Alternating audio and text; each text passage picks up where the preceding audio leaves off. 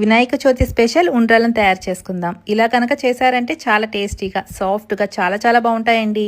ముందుగా మందపాటి కడాయిలో 1 కప్ బెల్లం, 1 కప్పు వాటర్ వేసుకొని బెల్లం అంతా పూర్తి కరిగించేసేసుకోండి. 2 టేబుల్ స్పూన్ల సన్నగా తరిపెట్టిన కొబ్బరి ముక్కలు, 1/2 కప్పు దాకా అరగంట ముందు నానపెట్టుకున్న శనగపప్పు, అలాగే కొద్దిగా యాలకుల పొడి, 1 కప్ దాకా బియ్య పిండి వేసుకొని విశ్రమానంతా బాగా మిక్స్ చేసుకోండి.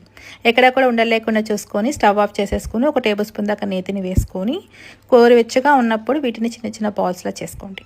తర్వాత మనం అప్పాల షేప్ లాగా ఇచ్చేసుకోవచ్చు అండి. గృహప్రవేశాలప్పుడు ఈ విధంగా చేసుకుంటూ ఉంటాం కదా. ఇలా తయారు చేసుకున్న వాటిని కూడా ఒక ప్లేట్లోకి తీసుకున్నాక మనం ఆవిరి మీద ఉడికించుకోవడానికి ఇడ్లీ పాత్రలో ఇలా ప్లేట్స్ మీద చక్కగా వీటిని ఇలా విధంగా సెట్ చేసుకోండి. మీడియం ఫ్లేమ్లో ఒక 10 నుంచి 15 నిమిషాల పాటు కుక్ చేసేసుకుంటే ఎంతో టేస్టీగా ఉండే ఉండ్రాలు రెడీ అయిపోతాయండి. చాలా ఈజీ ప్రాసెస్లో చేసుకోవచ్చు. టేస్ట్ కూడా చాలా బాగుంటాయి. పిల్లలు కూడా ఇష్టంగా తింటారండి. మీరు కూడా ట్రై చేసి ఎలా వచ్చిందో కామెంట్ రూపాన్ని తెలియచేయండి. నచ్చితే ఒక లైక్ చేయండి.